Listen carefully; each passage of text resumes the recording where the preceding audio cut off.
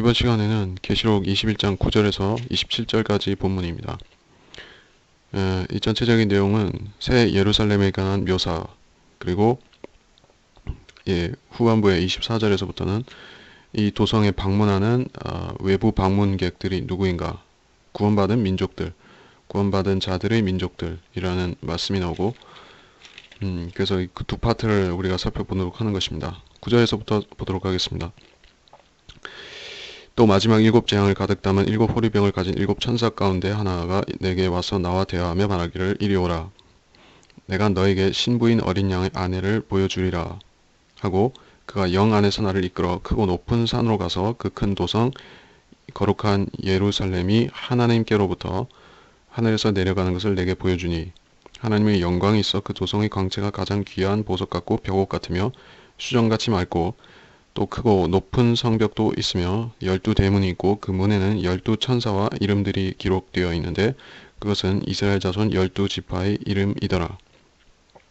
동편의 문이 3개, 북편의 문이 3개, 남편의 문이 3개, 서편의 문이 3개이며, 또 그 도성의 성벽에는 12기초석이 있는데 거기에는 어린 양의 12사도의 이름이 있더라.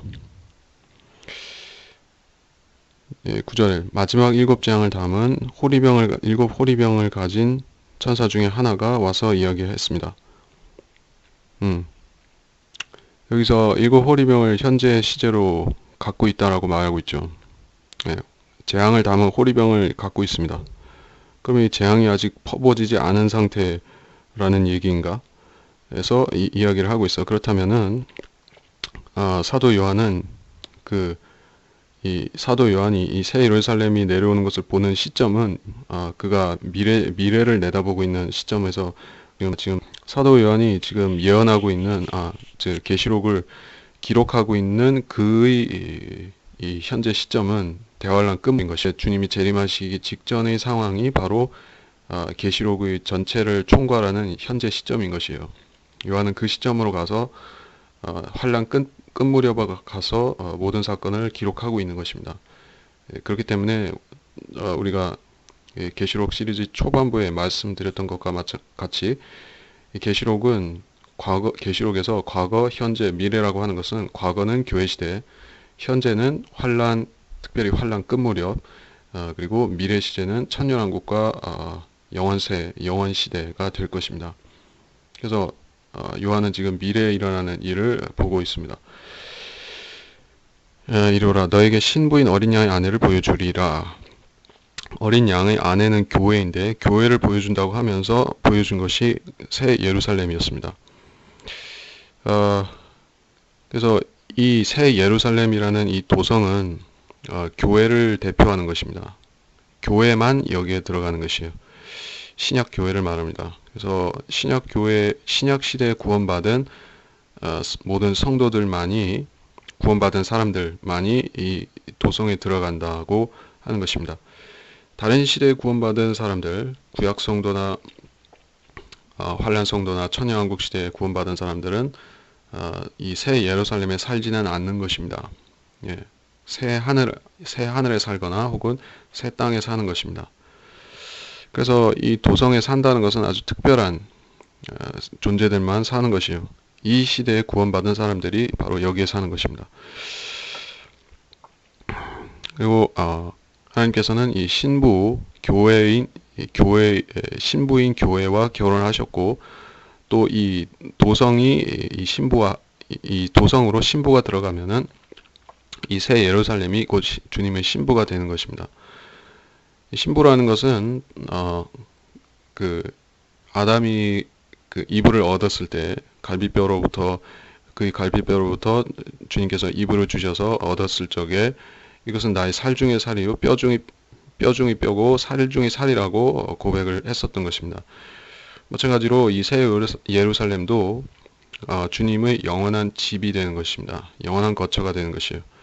그래서 우리가 이 도성에 사는 것과 마찬가지로 주님께서도 여기에 거처를 정하시고 영원히 사시는 것입니다. 즉 하나님께서, 성부, 성자, 성령, 그 하나님께서 이 새 예루살렘 도성에 그분이 친히 거하시는 것입니다. 그리고 이 도성을 통해서 이 새 하늘과 새 땅을 다스리는 것입니다. 그렇게 원리가 그렇게 되는 것입니다. 10절에 그가 영 안에서 나를 이끌어 크고 높은 산으로 가서, 자, 요한이 이 도성을 보기 위해서는 환란 끝의 그 미래 시점에서 한 번 더 미래로 어, 가야만 되었습니다. 미래에서 한 번 더 미래로 간 것이요. 그러니까 영 안에서 이끌어서 간다고 했죠. 예. 예. 그래서 이 영 안에서라는 의미에 대해서는 이게 성령을 받았다, 성령 충만하다는 의미 이상의 어떤 특별한 상태, 영적으로 미래로 이동할 수 있는 상태를 말하는 것입니다. 예. 큰 도성 거룩한 예루살렘이 하나님께로부터 하늘에서 내려가는 것. 2절에서도 나왔었고, 하나님께로부터 하늘에서 내려가는 것입니다. 원래 하나님께서 여기 이 하늘, 즉 그 셋째 하늘나라에 계셨었습니다. 그리고 새 예루살렘 자체가 셋째 하늘에 있었습니다. 그런데 이제 셋째 하늘이라는 것이 구분이 없어졌어요. 이제 셋째 하늘에 더 이상 이 하늘나라가 있지 않은 것이고, 이 주님께서는 이 새 예루살렘으로 들어오시는 것입니다. 그리고 그러면서 이 도성 자체도 사람들 곁으로 내려오는 것입니다. 그래서 11절에 하나님의 영광이 있어 도성의 광채가 가장 귀한 보석 같고 벽옥 같고 수정 같고, 자, 이 도성의 광채에 대해서 말할 때 이것은 보석 같다, 벽옥 같다라고 했습니다. 그래서 이 빛이 어디서부터 어디서부터 기인되는 빛이냐 하면 그것은 주님 자신으로부터 나온 빛인 것입니다. 하나님은 빛이시라고 했기 때문에 말씀이기도 하시고 또 빛이기도 하신 것입니다. 그리고 이 세상에 빛이 있으라 할 때 빛이 있었는데 그 빛이 바로 참 빛이신, 창세기 1장에서 빛이 있으라 하실 때 그것이 참 빛이신 분이 거기서 등장하셨던 것이죠. 그리고 나서 그 한참 뒤에 태양이 나왔던 것입니다. 그래서 태양은 주님보다 앞서지 못하는 것이에요. 참 빛은 주님이고 태양은 주님보다 작은 빛인 것입니다. 그래서 이 주님의 영광이 이 도성을 밝히는 것입니다. 그리고 주님의 빛을 이 도성이 투과해서 완전히 보여줘야 되는 것이에요. 다시 말해 이 도성은 불투명이나 반투명으로 지어져서는 안 되는 것입니다. 왜냐하면 이 도성은 이 전 우주에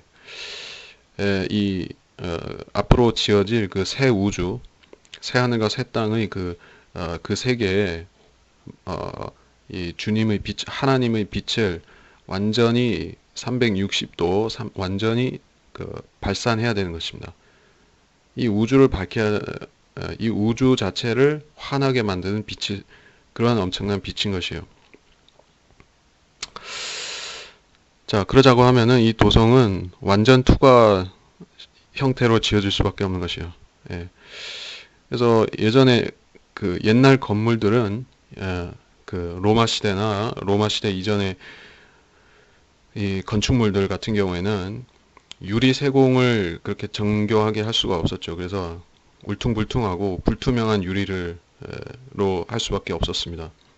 거울도 마찬가지로 청동 거울을 주로 썼었고 윤곽만 좀 비치는 정도의 그런 것이죠. 그래서 그러다가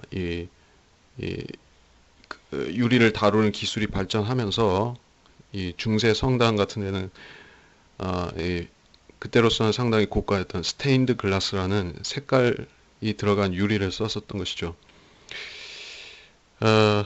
그래서 이 햇빛을 이 각양색으로 반사해서 아름답게 이렇게 조명을 비추는 것입니다. 신비한 느낌을 주는데 이 새 예루살렘 도성은 유리로 지어진 것도 아닙니다. 이 현대 건축물들 같은 경우에는 가장 발전된 형태가 그 투명한 건물을 만드는 것입니다. 그래서 뭐 심지어는 요새 말하기는 비행기도 어떤 그 투명 스크린 같은 것을 비행기 안에 설치를 해서 탁 트이고 시원한 느낌을 주려고 한다. 그런 것을 개발한다고 하죠. 이런 식으로 이 건축물도 그런 쪽으로 가는 것과 같이 근데 인간의 힘으로 이런 거대한 그 미국의 그러니까 치수에 대해서 보자면은 이 규모가 캐나다 몬트리올에서 워싱턴 DC까지 플로리다 마이애미에서 그러니까 플로리다 마이애미에서 캐나다 몬트리올까지 워싱턴 DC에서 콜로라도의 덴버까지 이르는 규모다라고 하고 있습니다. 그러니까 미국 대륙을 절반 이상 덮을 그러한 엄청난 규모의 성입니다. 도성입니다. 그래서 이 도성의 규모가 얼마나 큰가 하면은 지금 현재 지구 인구 70억, 60억 혹은 70억 이상의 사람들이 살려고 하면 다 들어와서 살 수가 있습니다. 그러고도 공간이 남는 것이에요. 그들한테 다 개인 저택들을 주더라도 부족하지 않을 정도가 되는 것입니다. 왜냐하면 이 도성은 평면체가 아니라 이 지구상의 도성들은 전부 다 평면이죠. 물론 기술이 발전하면서 건물 높이도 올라가고 또 입체화되고 뭐 이렇게 하지만은 한계가 있는 것이요. 완전 입방체로 지을 수가 없습니다. 근데 이 새 예루살렘 도성은 다이아몬드 형태로 되어 있는 입방체이고 그 안에 건물들이 어떻게 배열되어 있는지 우리가 짐작밖에는 할 수가 없지만은 우리 상상 이상으로 이 공간이 100% 활용이 되는 형태라고 볼 수가 있습니다. 그래서 이 도성 안에 있는 사람들은 이 시대에 구원받은 사람들인데 그리스도인들이 과연 얼마나 숫자가 될지 하는 것도 관심사이긴 하지만 가령 지난 시대에 지난 교회 시대에 구원받은 사람들이 숫자가 가령 한 10억이라 한다 할지라도 다 들어가 살 수가 있습니다. 그 이상이라도 살 수가 있고 또는 신약 시대 구원받은 갓난아기들, 죄를 알지 못하고 죽었다고 하면 그런 아기들까지 다 포함해서 들어간다 해도 살 수가 있습니다. 엄청난 규모입니다. 그리고 이 도성은 완전 투명한 것이다. 사람은 이런 것을 지을 수가 없습니다. 인간들은 수만 년이 걸려도 이런 걸 만들 수가 없어요. 비용 문제가 또 걸려 있죠. 이 재질을 보면은 그렇습니다. 가장 귀한 보석들이 사용되고 있습니다. 12절부터 다시 크고 높은 성벽도 있으며 12대문이 있고 그 문에는 12천사의 이름들이 12천사의 이름들이 기록되어 있다. 그 12천사가 이스라엘 자손 12지파의 이름이라 이렇게 되어 있습니다. 이스라엘 12지파를 12천사라고 했습니다. 왜냐하면 12지파들이 하늘에 현현에 있을 적에 그들이 하늘에서 천사들로 주님께 보여지는 것이죠. 그런 의미에서 천사일 것입니다. 그래서 12지파의 이름이 새겨져 있다. 그러면은 12지파가 여기 들어와 삽니까? 그건 아닙니다. 이 지파들의 이름이 새겨져 있는 것은 따로 이유가 있습니다. 왜냐하면은 이 지상의 민족들이 여기로 또는 이 하늘에 새 하늘에 살게 될 민족들까지도 이 도성으로 방문하게 될 것인데 그들에게 주어지는 그 기호가 바로 이 이름들인 것입니다. 영원 시대에 사는 민족들은 12로 분류가 될 것입니다. 이스라엘 자손의 지파가 12인 것과 같이 이방인 민족들도 12계통으로 분류가 될 것입니다. 이 지구상에도 현재 12경계가 있듯이 영원 시대 가면은 12로 나뉩니다. 12별자리, 12궁성으로 가서 12민족이 살겠죠, 아마. 그러면 그들은 이스라엘의 각 한 지파에 해당하는 이름을 받게 되고 그래서 그 지파들의 순서에 따라서 이방인들이 들어오는 것입니다. 이스라엘 12지파의 이름이더라. 동편의 문이 3개, 북편의 3개, 남편의 3개, 서편의 3개. 그래서 3개씩 배열되어 있고 정사각형 그래서 정사각형 형태로 배열이 되어 있는 것입니다. 완벽한 다이아몬드 형태라고 볼 수가 있죠. 그 도성의 성벽에 12기초석이 있는데 어린 양의 12사도의 이름이 있더라. 이 도성의 기초석을 말씀하고 있어요. 자, 성경에서는 교회가 건축물로 비유되고 있습니다. 그래서 주님께서 모퉁이의 머릿돌이 되셨습니다.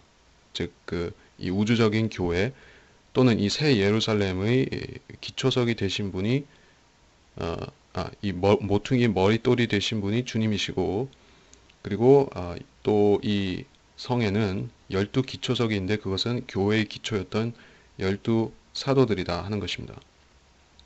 12사도들입니다. 그래서 이 사도들의 숫자가 여기서 중요한 것이죠. 물론 신약에서 사도로 명명된 더 많은 사람들이 나왔지만은 여기서 12사도로 강조하는 걸 보면은 12사도가 중요하긴 중요합니다. 유다 이스카리ot이 빠지고 거기에 마티아가 들어갔지만 그 12사도의 숫자는 계속 유지가 되는 것이죠. 그 자체는 유지된다. 그래서 그 유대인 12사도의 기초석이 있습니다. 그래서 보통 이 건축물을 세울 때 보면은 이 건물을 세우는데 세우는데 가장 기여한 사람들 이렇게 이름을 새겨 놓듯이 그런 기념으로 이렇게 새겨져 있는 것입니다. 15절에 나와 말하는 이는 그 도성과 문들과 그 성벽을 측량하려고 금갈대를 가졌더라. 그 도성은 네모가 반듯하고 길이와 너비가 같더라. 그러므로 그가 갈대로 그 도성을 측량하니 12,000 스타디오니오 길이와 너비와 높이가 같더라. 길이와 너비와 높이가 같더라.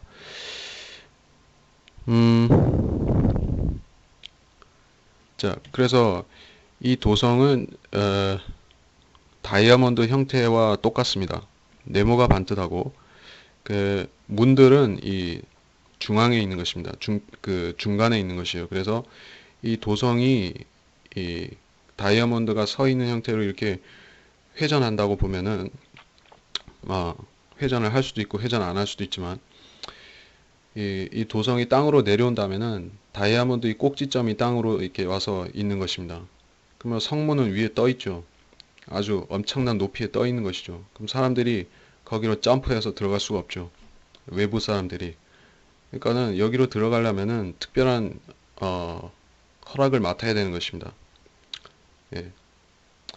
그들이 공간 이동을 해서 올 수는 없으니까는 결국에 그들이 올라오게 되면은 천사들이 도와주든지 아니면은 우리 성도들이 그리스도인들이 데리고 와야 되는 것입니다. 예. 아무나 들어올 수 있는 그런 곳이 아닌 것이에요. 예. 이 다이아몬드 밑면에서 이렇게 역으로 기어 올라가지고 여기로 문으로 들어갈 수가 없는 것이에요. 철옹성 같은 것이죠. 외적이 들어올 수가 없습니다. 물론 영원 시대는 외적이라는 것이 존재하지도 않지만 침입할 자가 있지도 않지만은 그러니까 허락을 안 받고 들어올 수가 없는 형태가 되는 것이죠. 예. 12,000 스타디온이요. 그래서 크기가 나왔는데 앞서 말했듯이 이 미 대륙을 가리울 정도로 크다. 17절에 그가 그 성벽을 측량하니 144 큐빗이라. 이는 사람의 척도 곧 천사의 척도라. 그 성곽은 벽옥으로 지어졌고 그 도성은 순금으로 맑은 유리 같고 그 도성의 성벽의 기초석은 각양 보석으로 단장되었으며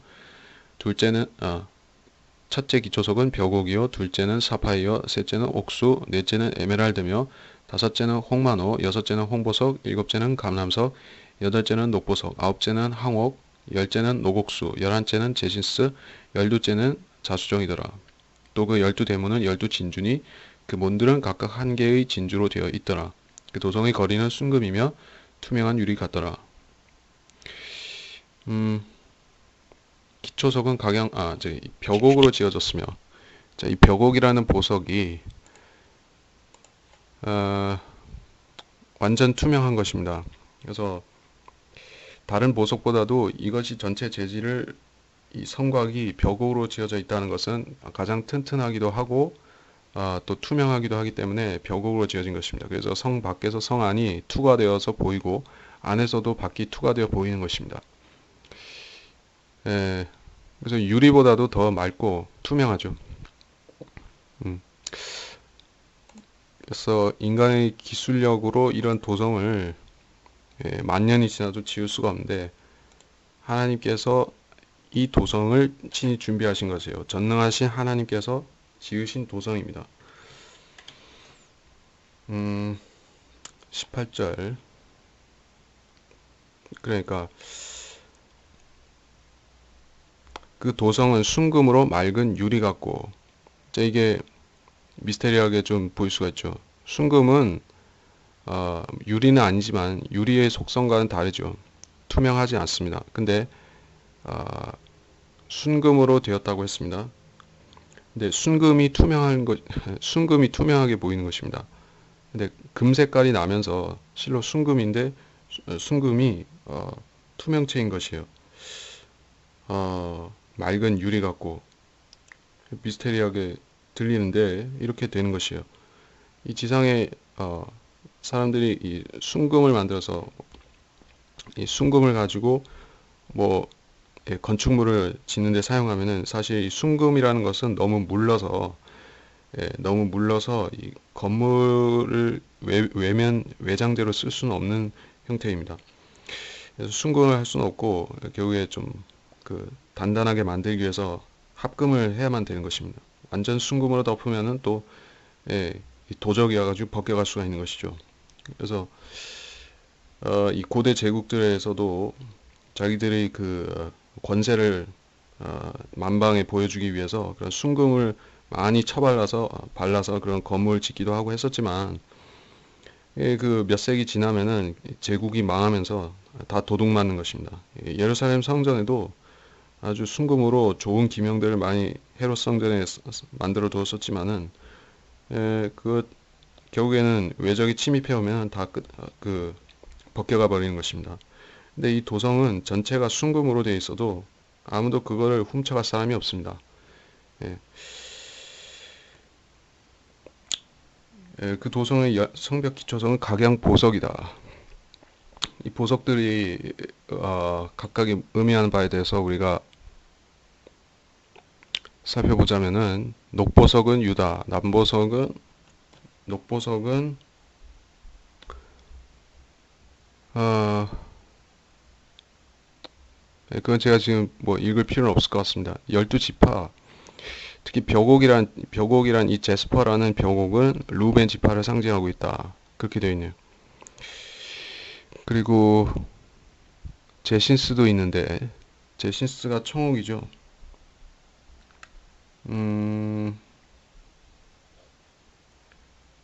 예. 그러니까 성경에는 제신스 그대로 제신스인데 어, 그 우리말로 청옥이라고도 합니다. 그래서 우리가 그 이름을 아는 보석도 있고 에메랄드, 사파이어, 토파즈, 그리고 제스퍼 정도는 아는데 예, 사드닉스니, 칼세돈이니, 크리소리트니, 버리니, 에머티스트 이런 거는 생소하죠. 예, 여러분 모르셔도 됩니다. 아무튼 이, 이 보석들은 이제까지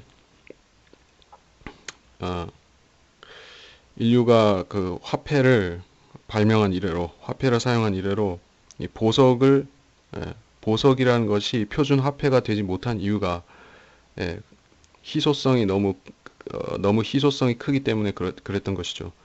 예, 어느 정도 통용이 될 수 있어야 그 보급이 될 수 있어야지 화폐로 쓸 텐데 그래서 금화나 은화나 동화나 이런 식으로 할 수 있어도 이 보석을 가지고 이렇게 화폐 삼을 수 없는 거는 물물 교환 식으로는 할 수 있어도 보석 가지고 이렇게 화폐를 만들 수는 없었습니다. 너무 귀한 것이죠. 그런데 이 새 예루살렘 성을 보면은 그런 보석들이 어, 무슨 이 보석들이 집채만한 보석들이 이 기초석으로 있는 것이에요. 이 성 자체가 얼마나 큰가? 그런데 이 성의 기초를 이루려고 하면은 그 기초석이 얼마나 튼튼해야 되겠습니까? 사람 키보다는 더 클 것입니다. 덩치가. 그런 보석들이 이 기둥으로 딱딱 박혀 있는 것이에요. 기초석으로. 그렇기 때문에 그 값어치를 그 화폐로 환산한다고 하면은 아마 이 지구에 있는 모든 보석을 끌어모아도 그렇게 안 될 것입니다.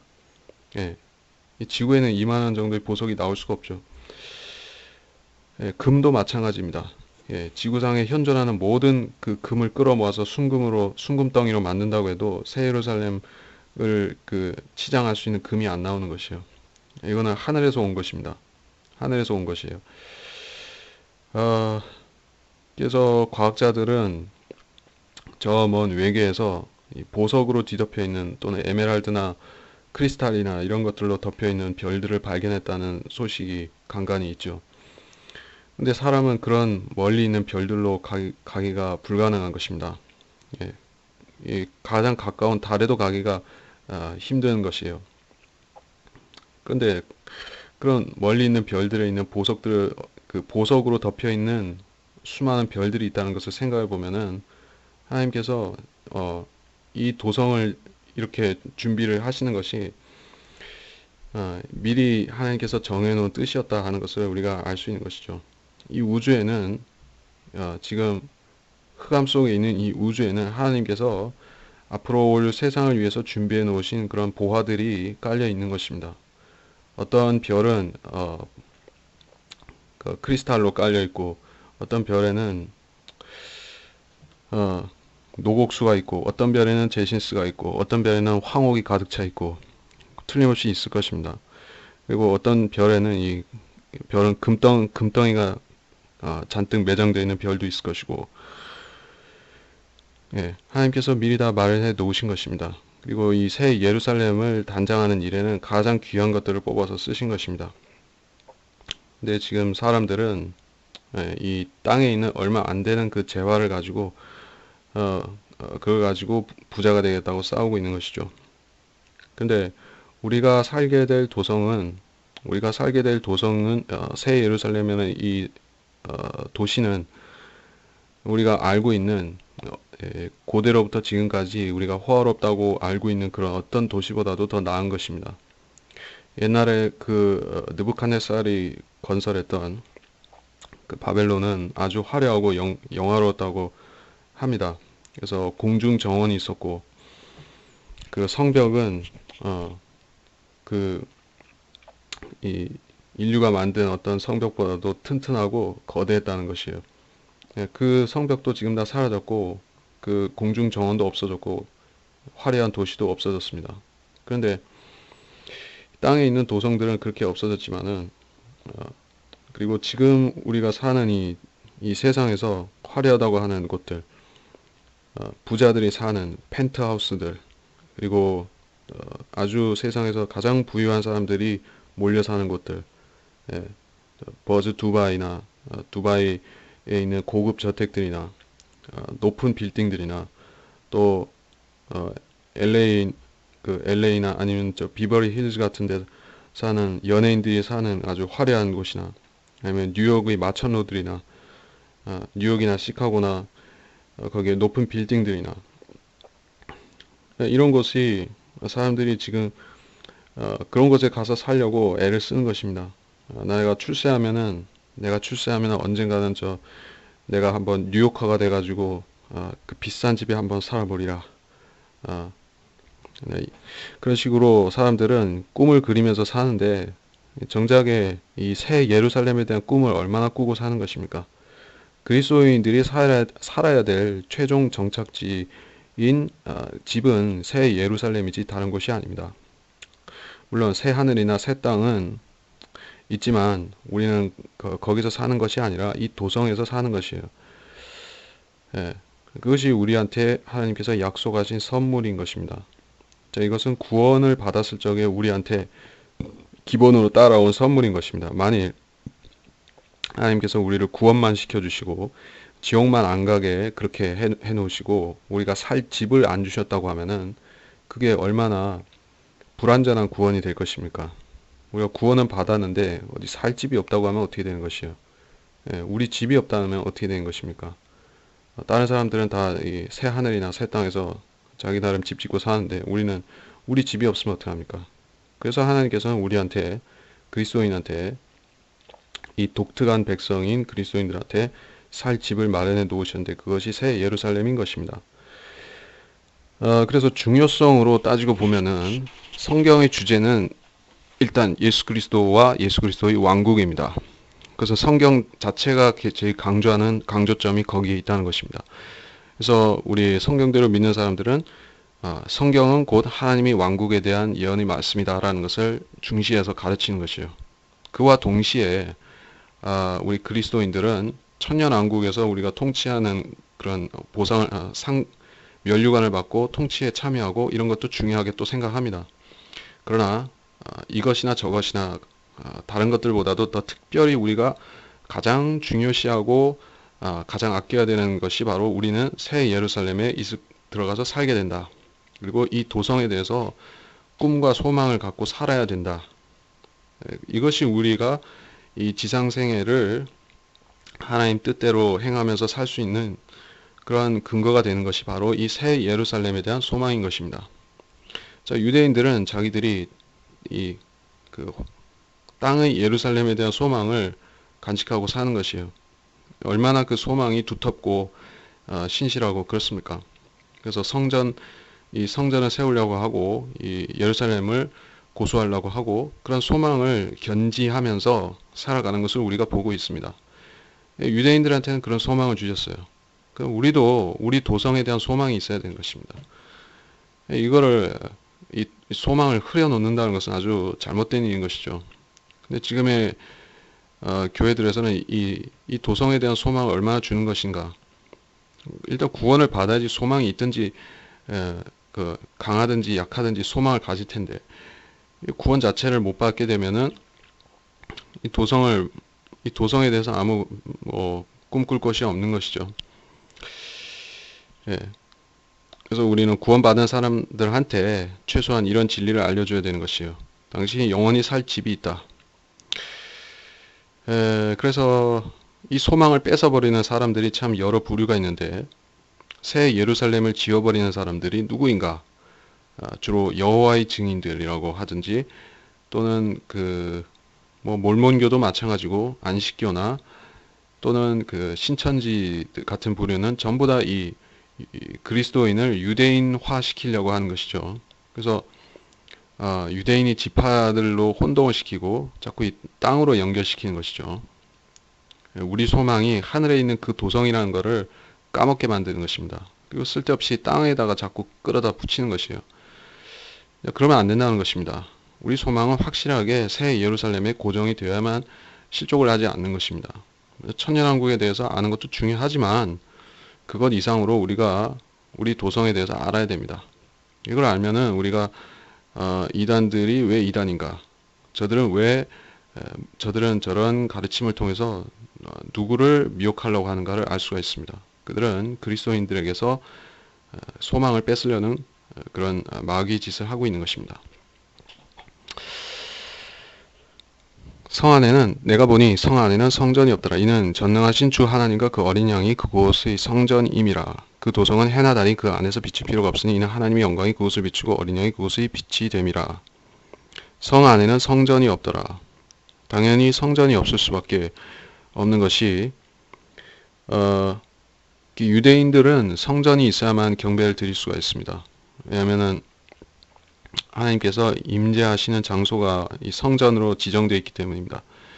성전에 주님께서 임재해 계시고 백성들은 들어와서 경배를 하고 경배를 마치면 나가는 것이요. 자, 이런 경배 형태가 있어요. 이거 구약적인 경배라고 말할 수 있죠. 그래서 그들은 전적으로 하나님의 임재하에 24시간 있을 수가 없는 것이에요. 항상 정결하게 준비한 다음에 성전에 들어가서 조마조마해 하면서 주님께 경배 드리고 제사 드릴 것 드리고 이렇게 하고 다시 나와야 되는 것입니다. 예. 나올 때는 다시 죄를 짓거나 뭔가 필요할 때 또 들어가야 되지만은 이렇게 들어갔다 나왔다 하는데 자, 우리도 지금 이 시대에 우리도 한번 생각해 보면은 율법 시대의 구약 이스라엘 사람들보다는 처지가 좀 낫습니다. 아니, 조금 난 정도가 아니라 많이 낫습니다. 왜냐하면은 우리는 성령님이 우리 안에 온전히 내주하고 계신 것이죠. 24시간 구원 받은 사람인 경우에는. 그래서 우리는 꼭 교회에 가지 않더라도 꼭 어디 가서 어느 건물에 들어가서 경배를 드리는 게 아니라 할지라도 우리는 필요하면 언제든 기도도 할 수 있고 경배도 드릴 수 있고 그런 어, 이점이 있습니다.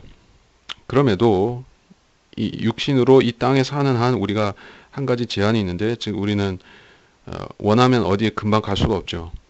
우리는 제한된 몸을 갖고 있어서.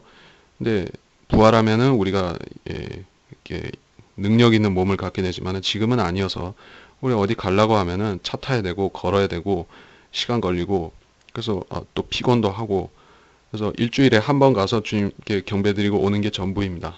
한 번이나 두 번, 예, 많아야 세 번, 뭐 이렇게 가는 것이에요.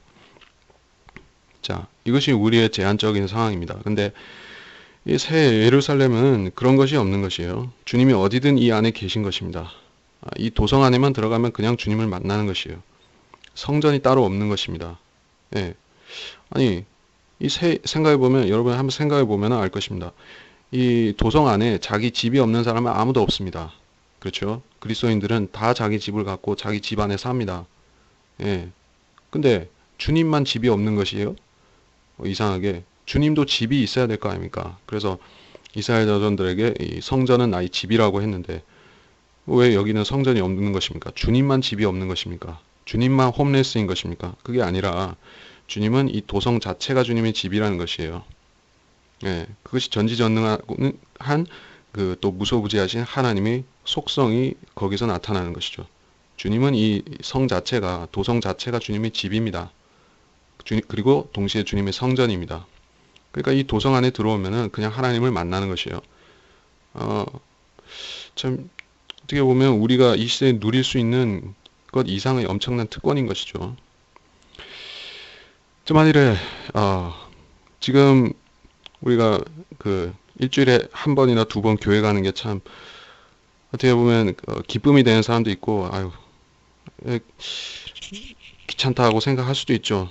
예, 그러니까 좀 불민스러운 생각이나마 그렇게 생각할 수도 있어요. 아, 좀 에, 이렇게 그 뭐라고 해야 되나? 그러니까 종교 생활이라고, 이게 좀 잘못 습관이 들면 종교 생활이 될 수도 있는 것이요. 예, 일주일에 한 번씩 교회 가는 게 한 습관이 되고, 습관이 되다 보면은 처음에 누렸던 기쁨이 없어질 수도 있어요. 그러니까 그 매 예배 시마다 우리가 예배에 진정으로 참여해서 거기서 우리가 얻을 것을 얻고, 받아야 될 교훈을 받고, 얻어야 될 기쁨을 얻고, 이렇게 다 하면은 좋지만은 못하고 오면 어떻게 되는 것이에요? 그게 종교행위가 돼버리죠. 가기 싫다, 이렇게 되는 것입니다. 근데 이 새 예루살렘에 사는 사람들은 그럴 리가 없습니다. 왜냐하면 24시간 경배 드리는 상태에 있는 것이에요. 우리가 아주 아주 신실하게, 신심 있게 믿는다고 해도, 예? 우리가 일주일에 몇 시간이나 그런 경배에 집중할 수가 있습니까? 예. 경배 자체를 그렇게 자주 드릴 수도 없을 뿐더러 그 경배 중에서도 우리가 신경이 분산되거나 딴 생각하고 또 이렇게 조는 시간도 있지 않습니까? 죄송한 말이지만 경배 예배 시간에 많이 졸지 않습니까? 저도 많이 졸고요. 이게 우리 의지로 컨트롤 안 되는 부분도 있고, 알면서도 실수하는 부분도 있습니다. 근데 이 새 예루살렘에 살게 되면은 그럴 걱정이 없어요. 24시간 그냥 최고의 경배를 드리는 상태에 있게 되는 것이에요. 우리가 걷거나 말하거나 뭐 무슨 오락을 즐기거나 이 성 안에서 이것이 가능합니다. 그럼 우리는 다시 말해서 24시간 365일 최고의 기쁨을 누리는 상태에 있을 수 있다는 것입니다. 자, 이것이 이 도성이 가진 중요한 의미입니다. 우리 시대 이 지역 교회, 이 지상에 있는 우리가 다니는 그 지역 교회라는 것은 결국에 이 새 예루살렘을 보여주는 하나의 파편 같은 것입니다. 여기서 작은 기쁨을 누리고 여기서 느끼는 것을 한 1000만 배쯤 확대시켜서 확대경으로 보면 새 예루살렘이 되는 것이에요. 우리는 그런 곳에 결국 살게 된다는 것입니다. 그러므로 이 땅에서 우리가 내가 성경대로 믿는 교회에 속해서 거기 다니고 참된 경배를 드린다 하는 것은 의미가 분명히 있습니다. 우리는 이 셋째 하늘에 먼저 가서 그런 찬양을 드리겠지만, 그리고 나서 새 예루살렘에 가서 살 텐데, 거기서 우리가 옛날을 돌이켜 보면은 이 지상에서 우리가 교회를 다닐 때 내가 느꼈던 것이 여기서 느낄 것의 그 예고편이었구나. 그래 알 수가 있는 것이에요. 그래서 우리가 성경대로 믿는 교회 다니자고 하는 것입니다. 무슨 이상한 경배와 찬양을 하고 북치고 이런 교회 가가지고 육신적인 기쁨을 누리는 것은 지금 오락을 즐기고 육신적으로 이렇게 흥겹고 그럴지는 몰라도 이거는 아무 그 무슨 음식을 먹고 배설하면 끝나는 것 같이 끝나는 것입니다. 근데 우리가 여기서 참된 경배를 드리고 영과 진리로 경배를 드리는 기쁨을 알았으면은 그 기쁨은 영원히 가는 것입니다. 그것이 새 예루살렘이다. 우리에게 그런 의미가 있습니다. 그래서 이 도성에는 해와 달이 비치지 않는데 이것은 해와 달이 영원 시대에 사라졌다는 뜻은 절대로 아니고 이 도성 자체가 빛이 강렬하기 때문에 이 안에 있는 사람들한테는 전혀 필요가 없다는 말입니다. 이 도성 밖에 사는 일반인들에게는 해와 달이 있어야만 됩니다. 해와 달은 빛을 위해서뿐만 아니라 그 징조와 절기와 이 계절들을 구분하기 위해서도 계속 있어야만 됩니다. 예. 24절부터 그리하 구원받은 자들의 민족들이 그 도성의 빛 가운데서 걷겠으며 땅의 왕들이 그들의 영광과 존귀를 그곳으로 가져오리라. 그곳의 성문들을 낮에는 결코 닫지 아니하리니 이는 그곳에 밤이 없음이라. 그들의 민족들의 영광과 존귀를 그곳으로 가져오리라. 무엇이든지 더럽게 하는 것이나 가증한 일을 행하는 자나 거짓말하는 자는 결코 그곳에 들어오지 못할 것이며 다만 어린 양의 생명의 책에 기록된 자들만이라. 자, 이 민족들이라는 이슈가 또 나왔습니다. 민족들은 사라진 게 아니었습니다. 앞서 20장 7절로부터 심판이 시작되면서 곡과 마곡의 전쟁이 있었죠. 그리고 거기서 이 천년왕국 때의 민족들이 수없이 반란을 일으켰었고 멸망당했었는데 그러면 그들이 이제 다 없어졌고 민족들이라는 게 소멸되었느냐? 그런 게 아니라 여기 또 민족들이 나오는 것이에요. 그러니까 그 곡과 마곡의 반란에 참여하지 않고 선한 쪽을 택했던 선과 의를 택했던 하나님 편을 택했던 사람들은 결국에 그들이 통과해서 여기로 온 것입니다. 그래서 이 영원 시대에 또 민족들이 된 것입니다. 민족들은 계속 있는 것이에요. 그리고 그들의 숫자는 12분파입니다. 이스라엘 자손과 같이 12입니다. 그래서 이 민족들이 이 도성으로 들어온다는 이야기를 하고 있습니다. 이 민족들이 이 도성에 들어와서 산다는 뜻이 절대로 아닙니다. 도성의 빛 가운데서 걷겠으며 땅의 왕들도 있습니다. 땅의 왕들이라는 것은 우리를 말하는 것은 물론 아닙니다. 우리는 통치자지 땅에서 살면서 땅을 다스리는 그 왕은 아닌 것이요. 의미가 조금 다릅니다. 우리는 왕 같은 제사장이다. 왕들과 제사장이다. 이렇게 되죠. 그래서 우리가 천년왕국을 왕 같은 제사장으로서 다스리다가 땅의 왕들 같은 경우에는 그러니까 우리가 더 이상 땅을 통치하는 것이 아니라 우리는 그 우주 전체를 통치하게 되는 것입니다. 백성들이 계속 많아지면은 이 우주 전체를 다스리게 되는 것이요. 그리고 땅에는 또 왕들이 계속 있습니다. 이 원래 있었던 그 원래의 형태대로 다시 창조될 그 오리지널 지구를 말하는 것이죠. 그 원래의 지구. 거기에는 땅의 민족들도 있고 이스라엘도 있고 그러면 거기에 민족들이 왕도 있고 그렇게 되는 것입니다. 자, 천년왕국의 스케일이 우주로 확대되어서 우리는 그곳을 통치하게 되고 땅에는 또 왕들이 있다. 그래서 그 왕들은 이곳으로 들어온다는 것입니다. 그들의 영광과 존귀를 그곳으로 가져오리라. 이 모델이 되는 것이 바로 솔로몬 시대였었습니다. 솔로몬 때 온 이방 민족들이 예루살렘에 와서 경배하고 놀라고 갔었죠. 그 솔로몬의 지혜에 놀라고 그 왕국의 영화에 놀라고 그렇게 했었습니다. 마찬가지로 영원 시대에도 민족들이 이 도성으로 와서 이 하나님의 지혜를 배우고 가는 것입니다. 이들 12민족이고 그 계통이 구분된다면은 셈, 함, 야펫에서부터 넷씩 나와서 4, 3, 12, 12이 되겠죠. 그래서 이 민족들 각각은 예루살렘의 문들 각 하나씩을 차지하게 됩니다. 그들에게 그 문 하나씩이 그들이 그 통과하는 문으로 지정되는 것입니다. 지정된 문이 있습니다. 예. 그래서 자기들이 그 문을 통과할 순서가 되면은 개별적으로 그 문으로 들어가는 것입니다.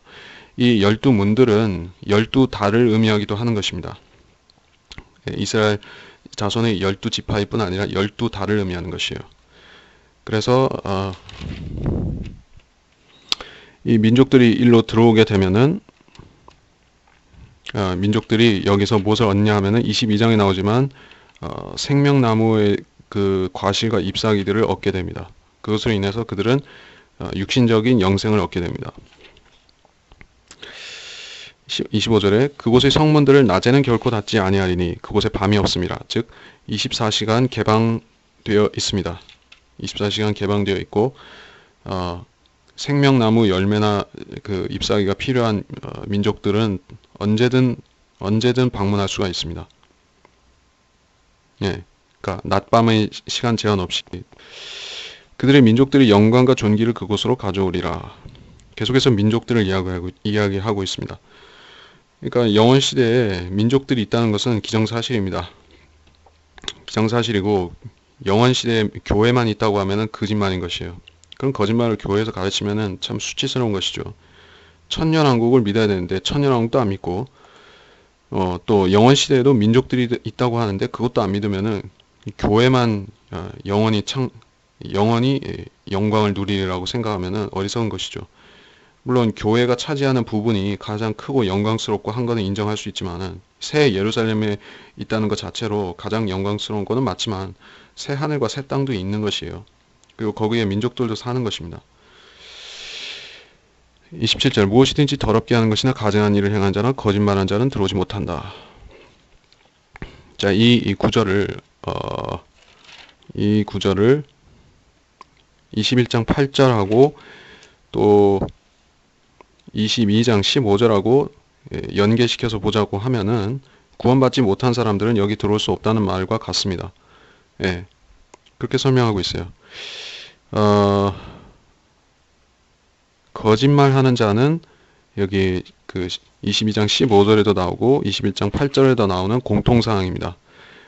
그러니까 이 구원받지 못한 죄인을 한마디로 요약하자고 하면은 여러 가지 죄들이 있지만은 한마디로 요약해서 말하자면은 거짓말을 하는 자, 거짓말을 즐겨하는 자 또는 거짓말쟁이 그렇게 됩니다. 사탄의 그 대표 속성이 무엇입니까?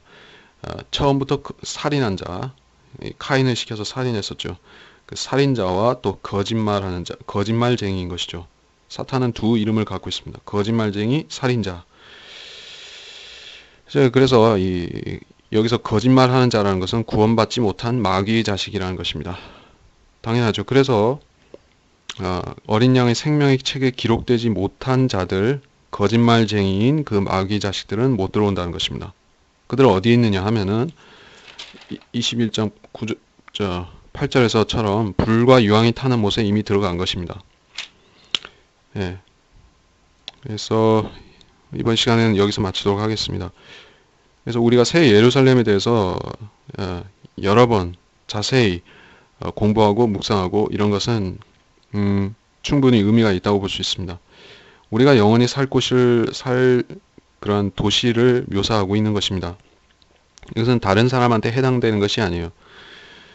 구약 성경의 많은 말씀들 가운데 교훈이 되는 것들도 있고 교리가 되는 것들도 있고 많이 있지만은 이처럼 직접 우리한테 교리 이상으로 우리한테 직접 피부에 와 닿는 이야기가 또 있을 수가 있습니까? 그것은 새 예루살렘인 것이에요. 우리가 직접 산다는 것입니다. 이곳에 몸담고 영원히 살게 된다는 것입니다.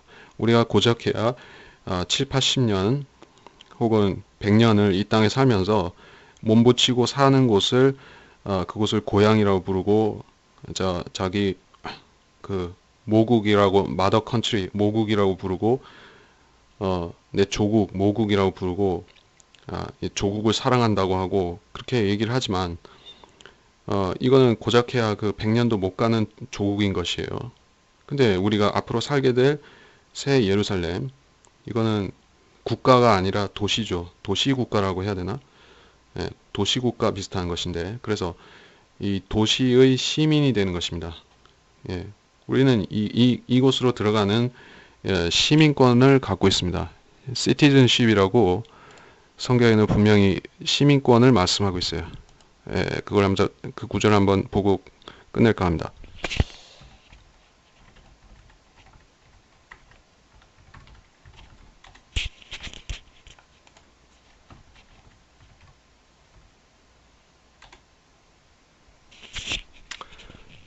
시티즌, 아, 시민권이란 에베소서 2장 19절을 보면 이렇습니다. 그러므로 이제부터 너희는 더 이상 나그네도 타국인도 아니요 오히려 성도들과 같은 시민이며 하나님의 가족이니라. 하나님의 가족은 우리 말고도 많이 있습니다. 그런데 우리는 특별한 위치를 갖고 있습니다. 예, 영어로 뭐라 되어 있습니까? Now therefore ye are no more strangers and foreigners, but fellow citizens with the saints and of the household of God. Fellow citizens with the saints. 동료 시민이라고 되어 있습니다. 성도들과 같은 with the saints. 그러니까 여기서 성도들과 같은이라고 할 때는 구약 성도까지 얘기하는 것이요. 근데 우리가 이 말을 할 때 일반적으로 시민이다, 시민권이다 할 때는 로마 시민을 말하죠. 로마 시민은 이 새 예루살렘 시민하고는 한 1000만 광년쯤 멀리 떨어지는 관계가 없죠. 로마 시민은 지옥에 갈 수 있지만은 새 예루살렘 시민은 지옥에 안 가죠. 그러니까 성도들과 같은 시민인 것이에요. 성도이면서 또 시민인 것입니다. 우리 위치를 인식해야 된다. 그리고 시민권 얘기를 한번 더 하겠습니다. 이것은 빌립보서 3장 20절이죠. citizenship이라고 제가 실언을 했네요. conversation입니다. conversation. For our conversation is in heaven, from whence also we look for the Savior, the Lord Jesus Christ. conversation. 시민권이 여기서 행실이라는 우리가 현대 영어에서는 행실이라고 쓰지만은 이 고어에서는 시민권입니다. 그래서 우리의 시민권은 하늘에 있다. 하늘에 있습니다. 이게 무슨 말인가? 우리가 이 땅에서 이 구원을 받아서 이 은혜를 누리고 이런 은혜를 누리다가 내가 육신적이 되어서 은혜를 잃어버릴 수도 있지만은 이 conversation, 이 시민권이라는 것은 하늘에 보존되어 있는 것이요. 우리 영이 하늘에 있는 것과 마찬가지로 시민권도 하늘에 간수가 되어 있는 것입니다. 자, 그래서 우리가 휴거되어서 딱 올라가면은 이 시민권 증서를 딱 받을 것입니다. 당신은 새 예루살렘 시민입니다. 시민 증서, 시민 아이디를 하나 딱 받는 것이요. 그럼 우리는 이 아이디 패스가 있기 때문에 누구도 우리가 새 예루살렘에 들어가려고 하는데 잠깐 신분증 봅시다. 그래서 신분증 없으면 못 들어갑니다. 그 외부인은 들어갈 수가 없죠. 민족들은 어떻게 하면 들어올 수가 있습니까? 그들도 허가받고 들어와야 되는 것입니다. 근데 우리는 born again 그 citizen인 것이요. 그 born again conversation을 갖고 있는 것입니다. 우리는 거듭났죠. 그리고 예수님 안에 있기 때문에 우리는 이 도성에 자유롭게 드나들 수가 있는 것입니다. 우주적으로 가장 귀하고 위대한 도성에 우리는 마음대로 출입할 수 있고 그곳에 또 사는 것입니다. 그래서 우리가 받은 구원의 가치를 확인하는 것은 여러 가지 있겠지만은 이 새 예루살렘 시민이라는 것을 우리가 알고 소망 가운데 살아야 될 것입니다. 그래서 이번 시간을 여기서 마치도록 하겠습니다.